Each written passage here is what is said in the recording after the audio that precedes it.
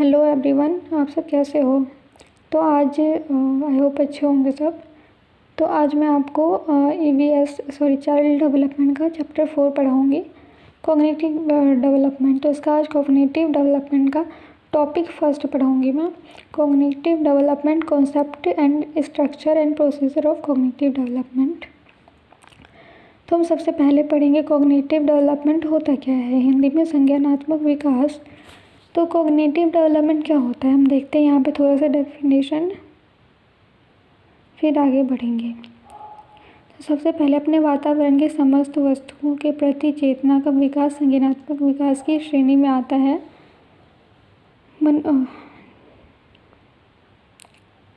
अच्छा, इसका मतलब ये है कि वातावरण के समस्त वस्तुओं के प्रति चेतना का विकास के मतलब हम अपने आसपास जो भी चीज़ें देखते हैं उसके प्रति हम क्या सोचते हैं, क्या हम उसका मतलब हमने अपने माइंड में क्या कॉन्सेप्ट बना रखा है, हमारे अंदर एक कॉन्सेप्ट बन जाता है कि हाँ ये चीज़ ऐसा है। जैसे कि अगर हम किसी बच्चे को बताइए टेबल है, तो टेबल के बारे में हमने उसे बहुत कुछ बताया कि ये रेड कलर का है, इसके 4 टांग है, ये इतना बड़ा है, बट लास्ट में उसे अपने अंदर वो एक कॉन्सेप्ट बना लेगा कि ये टेबल जो होता है वो बड़ा होता है, उस पर कुछ रख सकते हैं। तो ये हो गया कि वो उसके चीज़ के बारे में क्या सोचता है, तो ये उसका हो गया कॉग्निटिव डेवलपमेंट। और जो सेकंड डेफिनेशन में एक बार देखते हैं, मनुष्य जिस पर्यावरण में रहता है उसमें विद्यमान वस्तुओं, व्यक्तियों अथवा घटनाओं के प्रति जो अवधारणा या बोध विकसित करता है उसे ही संज्ञानात्मक विकास कहते हैं। तो जैसे कि मैंने पहले बताया कि अपने आसपास चीज़ें, अपने पर्यावरण इन्वायरमेंट में जो भी चीज़ें देखता है, चाहे वो व्यक्ति हो, वस्तु हो या कोई भी घटना उसके साथ घटी हो, उसके प्रति वो क्या अवधारणा बना रहा है, क्या सोचता है उसके बारे में कि ये चीज़ ऐसा होता है, वो चीज़ ऐसा होता है, उसने अपने माइंड में ये चीज़ बना लिया है, तो वो होता है कॉग्निटिव डेवलपमेंट। तो अब हम यहाँ पे देखते हैं हिलगार्ड के अनुसार कॉग्निटिव डेवलपमेंट क्या है।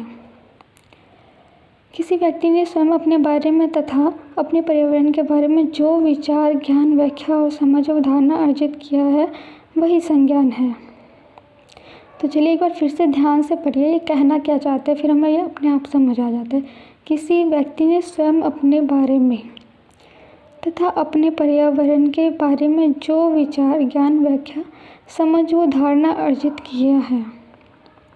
ठीक है, इसका मतलब भी समझ के यही समझ रहे हैं हम कि जो पहले हमने बात कर चुके हैं वही ये भी हिलगार्ड के अनुसार भी यही है। वो भी यही कहना चाहते हैं कि वो अपने पर लिए या फिर दूसरी चीज़ों के लिए पर्यावरण में जो भी है उसके प्रति उसने उस व्यक्ति ने उसे किस तरीके से समझा है, किस तरीके से उसके लिए अपने माइंड में कॉन्सेप्ट बना रखा है। तो वो भी जो कॉन्सेप्ट बना के जो मतलब उससे वो उसने अर्जित किया है कि मतलब सब कुछ देखने के बाद जो उसे समझ आए कि हाँ ये चीज़ ऐसा है, तो वो उसका कॉग्निटिव डेवलपमेंट होगा। तो चलिए नीचे हम एक तरह से कॉग्निटिव का अगर अर्थ समझे एक लाइन में तो हम कहेंगे वह ज्ञान जो संगठित है, मतलब वो ज्ञान जो मतलब एक साथ हमारे माइंड में इकट्ठा है, तो उसे हम कॉग्निटिव डेवलपमेंट कहते हैं। तो एक बार हम कॉग्निटिव डेवलपमेंट को सिंपल लैंग्वेज में बिना डेफिनेशन की समझते हैं कि होता क्या है। तो कॉग्निटिव डेवलपमेंट जो है, पहला है हमारा स्मृति कल्पना, मतलब कि हमारी मेमोरी पावर, जो हमारी मेमोरी पावर होती है कि हमने कोई चीज़ देखा, हमने सोचा, मतलब वो चीज़ हमें याद है। जैसे हम पढ़ते हैं कई चीज़ें याद रहती है, कई चीज़ें याद नहीं रहती, तो उसे कॉग्निटिव डेवलपमेंट कहते हैं कि हमें वो चीज़ याद है और आगे फ्यूचर में जाके वो चीज़ें हमें याद नहीं रहती, तो हम दोबारा पढ़ते हैं तो हमें याद आ जाती है। तो किसी की कॉग्निटिव डेवलपमेंट अच्छी होती है, किसी की इतनी अच्छी नहीं हो पाती है, तो जिसकी वजह से उसकी मेमोरी पावर पे इफ़ेक्ट पड़ता है। तो ये भी हमारा कॉग्निटिव डेवलपमेंट है। प्रत्यक्षीकरण, तो प्रत्यक्षीकरण मैं आपको आगे बताऊंगी क्या होता है, अलग से इसका टॉपिक है। तो हम नेक्स्ट देखते हैं प्रॉब्लम सॉल्विंग।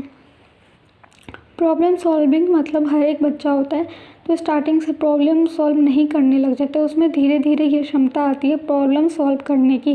प्रॉब्लम सॉल्व करने का मतलब यहाँ मैथ की प्रॉब्लम को सॉल्व करना नहीं है, बल्कि अपने लाइफ से, रियल लाइफ से रिलेटेड कुछ भी प्रॉब्लम कि जैसे छोटी मोटी चीज़ें, जैसे छोटे बच्चे होते हैं वो धीरे धीरे वो बड़े होने लगते हैं 3 4 5 साल के, तो उनके पास हम पज़ल देते हैं बनाने को, पज़ल बनाना सीखते हैं धीरे धीरे। तो मतलब उनके अंदर कॉग्निटिव डेवलपमेंट हो रहा है कि वो प्रॉब्लम, एक तरह से पज़ल भी तो प्रॉब्लम सॉल्व करना ही है।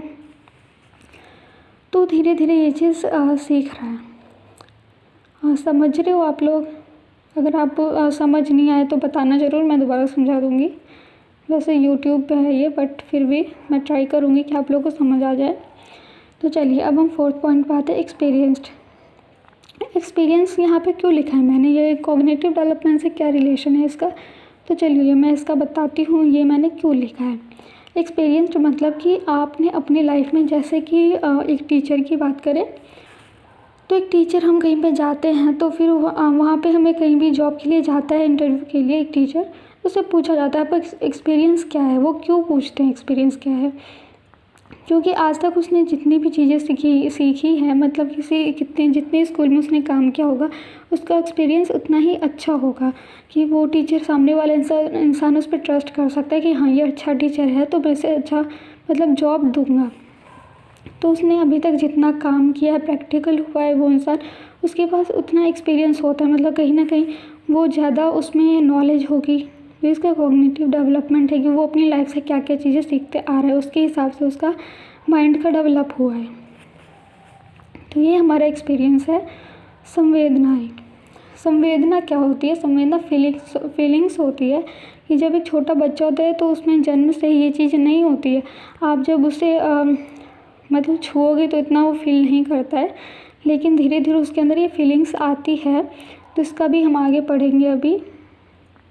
तो जैसे कि किसी डरावनी चीज़ को देख के रोना, हंसना, तो ये भी हमारा कॉग्निटिव डेवलपमेंट है।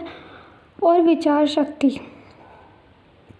विचार शक्ति क्या होता है? विचार शक्ति कि हम किस तरीके से बात कर रहे हैं, हमारी बात करने की क्षमता कितनी है, कि हम क्या सोचते हैं, कैसे क्या करते हैं विचारों के द्वारा। और उसके बाद 7वां हमारा निरीक्षण, ऑब्जर्वेशन। ऑब्जर्वेशन क्या होता है? ऑब्जर्वेशन निरीक्षण ऑब्जर्व करना किसी चीज़ को, कि जैसे हम कुछ लोग ऐसे होते हैं जो जाते हैं रास्ते में सीधे से सीधे चलते हैं, कहीं आसपास देखते नहीं हैं।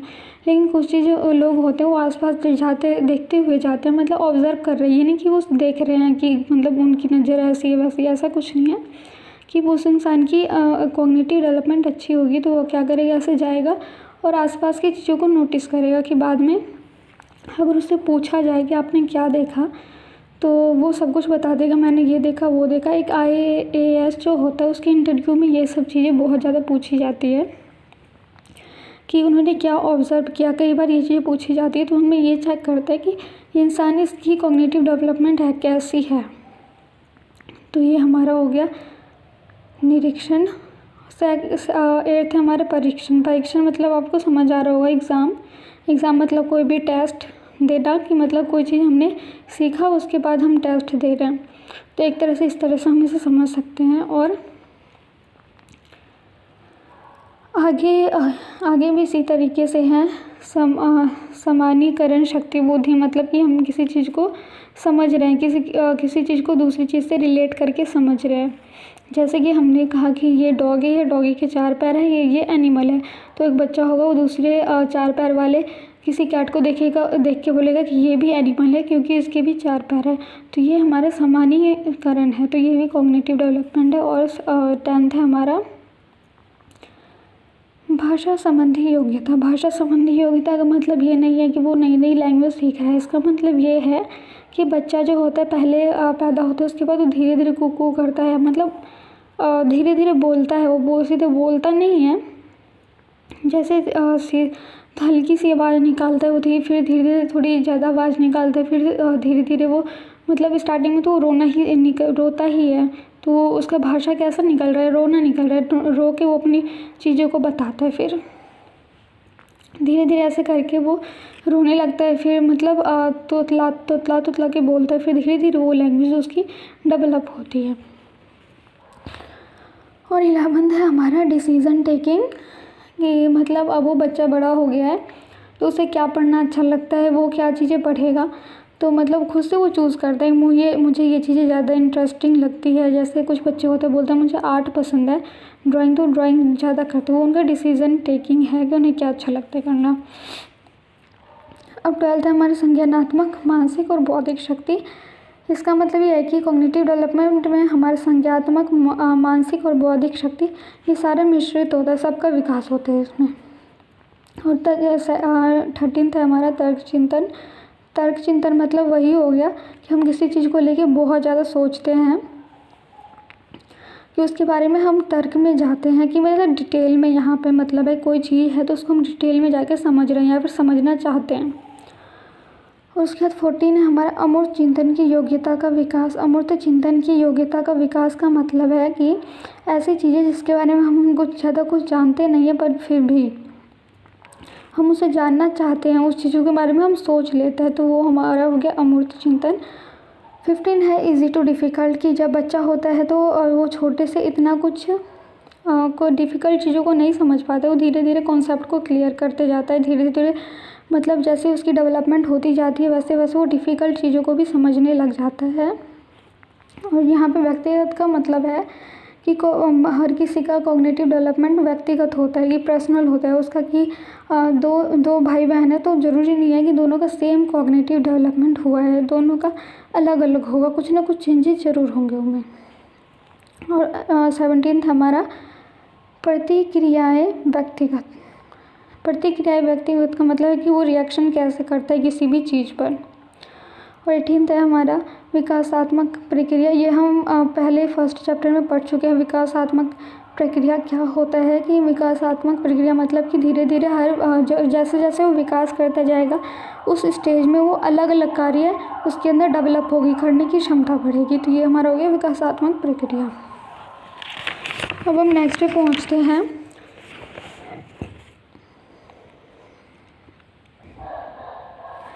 नेक्स्ट है हमारा मतलब यही टॉपिक है हमारा, फर्स्ट वाला था, कॉन्सेप्ट था हमारा कॉग्निटिव डेवलपमेंट का। और ये है हमारा structure and process of cognitive development, संज्ञानात्मक विकास की संरचना एवं प्रक्रिया। तो चलिए यहाँ हम देखते हैं। सबसे पहले लिखा है संज्ञानात्मक विकास की संरचनाओं में निम्नलिखित मानसिक योग्यता सम्मिलित है। तो हम ये चीज़ जानते हैं कि हर बच्चा होता है तो उसका विकास बहुत मतलब अलग हर स्टेज में स्टेज बाय स्टेज होता है। मतलब डायरेक्ट कोई बच्चा पैदा होगा तो बोलने नहीं लग जाता है, धीरे धीरे उसका विकास होता है। तो उस तरीके से यहाँ पे कुछ चीज़ें दी हुई हैं जिसे हम अभी पढ़ते हैं, प्रोसेस जो उसका होता है कॉग्निटिव डेवलपमेंट का, वो हम आगे पढ़ते हैं। तो इसमें यह है सेंसेशन क्या होता है, संवेदना हमें समझ आ रहा है। संवेदना मतलब कि हमारी जो ज्ञानेंद्रियाँ होती हैं, 5 ज्ञानेंद्रियाँ, आँख, कान, नाक, जीभ और त्वचा, तो इनके द्वारा कोई भी मैसेज हमारे माइंड तक जाता है। तो हमारे माइंड तक जो मैसेज जा रहा है तो वो हमारा सेंसेशन हो गया। सेंसेशन संवेदना कि मतलब कोई भी बच्चा पैदा होता है तो डायरेक्ट हर चीज़ें वो समझने नहीं लग जाता है। वो कोई गर्म चीज़ छुएगा तो इतनी जल्दी उसे पता नहीं चलता, वो धीरे धीरे बच्चे के अंदर आता है कि कोई उसे चींटी काट रहा है तो वो रोएगा, कोई उसे किसी चीज़ की खुशबू आ रही है तो उसे खाना चाहता है। तो ये हमारे सेंसेशन डेवलपमेंट हो गया। तो सेंसेशन डेवलपमेंट हमें समझ आ गया। सेकंड हमारा परसेप्शन, प्रत्यक्षीकरण। तो पिछले उसमें मैंने कॉग्निटिव में आया था ये पॉइंट, तो मैंने कहा था आगे पढ़ेंगे। तो यहाँ हम समझते हैं परसेप्शन होता क्या है। प्रत्यक्षीकरण यहाँ इसका मतलब है कि जब संवेदनाओं का डेवलपमेंट तो हो गया हमारे अंदर, कि मतलब जैसे बच्चे अब किसी चीज़ को टच करके समझ सकते, कोई टच करेगा तो समझ आएगा कि मुझे कोई टच कर रहा है। खुशबू से वो खाने की खुशबू समझ आएगा कि ये किसी खाने की खुशबू आ रही है, ऐसी चीज़ें। तो उसके द्वारा अब वो चीज़ों को समझ रहा है, तो उसके द्वारा वो समझ रहा है, निश्चित कर रहा है कि हाँ ये खाना है, तो ये खाना है। तो जैसे कि मैं कहूँगी 2 चीज़ों में रिलेशन करने लग जाता है कि जैसे कि 4 मैंने बताया था, एनिमल वाला एग्जांपल दिया था कि 4 जिनके पैर होते हैं वो एनिमल होते हैं। तो वो समझ रहा है कि हाँ ये एनिमल है, और ये 4 कहीं ना कहीं वो ये भी समझेगा कि जैसे ये टेबल है तो टेबल के भी 4 पैर होते हैं, लेकिन वो ये चीज़ समझ पाएगा कि वो चलता है, लेकिन ये नहीं चलता। तो ये हमारा हो गया अपरसेप्शन, कि चीज़ों को वो निश्चित करने लग जाता है, निश्चित अर्थ एक निकालने लग जाता है कि ये टेबल है, टेबल नहीं चलेगा, डॉगी चलेगा, तो वो एनिमल है, ये टेबल है, ठीक है। ये हमारा परसेप्शन हो गया। और थर्ड है हमारा कॉन्सेप्ट फॉर्मेशन। कॉन्सेप्ट फॉर्मेशन मतलब इसमें 2 चीज़ें मेन है, डिस्क्रिमिनेशन एंड जनरलाइजेशन। डिस्क्रिमिनेशन मतलब कि वो चीज़ों में 2 चीज़ों में डिफरेंस करने लग जाएगा, उसे डिफरेंस समझ आने लगेगी। जैसे कि एक बॉय है, गर्ल है, तो वो समझ जाएगा, देख के उसे पता चलेगा कि ये बॉय है, ये गर्ल है, वो डिफरेंस कर पा रहा है। और समानता, समानीकरण भी समझ जाएगा वो कि किन किन चीज़ों में समानीकरण होता है। जैसे कि समानीकरण का अगर मैं एग्जांपल दूँ तो जैसे मैं बोलूँगी कि नॉन लिविंग थिंग मैंने बताया बच्चे को, सॉरी बताया नहीं, वो अभी छोटा है तो हम उसे बताएंगे नहीं, वो खुद ही समझेगा ये चीज़ है, वो चलता नहीं है, टेबल भी नहीं चलता है, किताब भी नहीं चलता है, और ये बेड भी नहीं चलेगा। तो ये हमारा समानीकरण कि वो एक चीज़ को दूसरी चीज़ से रिलेशन करके देख पा रहा है, या फिर उसकी जो प्रीवियस नॉलेज है, जो उसने अभी तक एक्सपीरियंस किया है, उससे रिलेट करने लग जाएगा उस चीज़ को। तो वो हमारा हो गया समानीकरण। चलो अब नेक्स्ट है हमारा भाषा का विकास। तो भाषा का विकास हमने पहले वाले पॉइंट में मैं बता चुकी हूँ। भाषा का विकास क्या होता है? भाषा का विकास होता है कि बच्चा पहले जब पैदा होता है तो वो रोता है, सबसे पहले उसकी पहली भाषा होती है ये, जो वो रोता है। उसके बाद किलकारियाँ भरने लग जाता है धीरे धीरे, फिर चिल्लाना भी सीख लेता है वो एज के हिसाब से, फिर उच्चारण करने लग जाता है, कुछ चीज़ें बोलने लग जाते हैं एक जैसे वर्ड, जैसे मम्मा, पापा, मामा, दादा, ये सब चीज़ वर्ड बोलने लग जाता है। तो उसके बाद क्या होता है कि वो कुछ सेंटेंस जब देखते हैं हम, बड़े बोलते हैं ना कि जो बड़े सिखाते हैं वही बच्चे सीखते हैं, क्योंकि वो रिपीट करके सीखते हैं। तो इस टाइम पे वो रिपीट करके सीख रहे हैं, तो जब वो रिपीट करते हैं तो कुछ चीज़ों में वो तुतलाते भी है, ज़्यादातर बच्चे हकलाते भी है, लेकिन वो धीरे धीरे सीखते हैं। तो ये हमारा हो गया लैंग्वेज डेवलपमेंट। और नेक्स्ट है हमारा डेवलपमेंट ऑफ मेमोरी, स्मरण शक्ति का विकास। तो इसमें हम परसेप्शन एक वर्ड है जिसमें ये होता है कि मेमोरी, ये भी एक याददाश्त का वर्ड, दूसरा वर्ड है ये मेमोरी, जिसमें हमारी आती है कि हम दूसरी चीज़ को रिलेट करके, पिछली चीज़ों को रिलेट करके कोई चीज़ हमें याद है, तो वो परसेप्शन होता है। जैसे कि आफ्टर 6 मंथ के बाद बच्चों का जो स्मरण शक्ति का विकास होने लग जाता है धीरे धीरे। तो 6th मंथ के बाद बच्चों वही चीज़ें याद रखते हैं जो उनके साथ बहुत ऐसी घटना हुई हो जो भूल ना पाए, उन पर गहरा प्रभाव छोड़ती है ना जो घटना, वो सिर्फ उन्हीं चीज़ों को याद रखते हैं। तो अब हम देखते हैं कि फर्स्ट ईयर में क्या होता है। फर्स्ट ईयर में जब वो 1 साल का होता है तब बच्चा प्रत्यक्ष वस्तुओं के संपर्क में आने पर उनसे संबंधित बातों को याद रखता है। जैसे कि डायरेक्ट कोई चीज़ें आई उसके सामने तो उससे रिलेटेड चीज़ों को ही वो याद रखेगा। जैसे कि उसके सामने कोई इंसान आया, उसके दादाजी दादी जी आए, तो वो उस चीज़ से रिलेटेड वो ये याद रख लेगा कि हाँ मेरे दादाजी है, मेरी दादी जी है, ये चीज़ उसे याद रहेगा। तो ये हो गया कि प्रत्यक्ष वस्तु जो डायरेक्ट रूप से उसके सामने कोई चीज़ आई है तो उसके बारे में कॉन्सेप्ट बना लेना कि वो उसे क्या चीज़ें याद रहती है। और थर्ड है हमारा सेकेंड ईयर। तो जब वो बच्चा 2 साल का होता है तो उसकी इम्प्रूव मेमोरिंग पावर, उसकी मेमोरी पावर जो होती है बहुत ज़्यादा सुधर जाती है। सुधरने का मतलब ये है कि वो और चीज़ों को याद रखने लग जाते हैं, उसकी कॉन्सेप्ट और क्लियर होने लग जाती है, जिसकी वजह से वो चीज़ों को याद रख पाते हैं। और फोर्थ है हमारा थर्ड ईयर।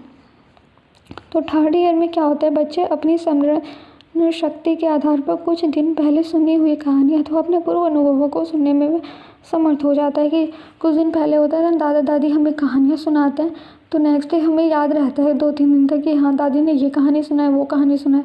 तो ये सब चीज़ें हमें याद रहती है बच्चों को। तो ये हो गया 3 साल तक। और 6th है हमारा समस्या समाधान योग्यता का विकास।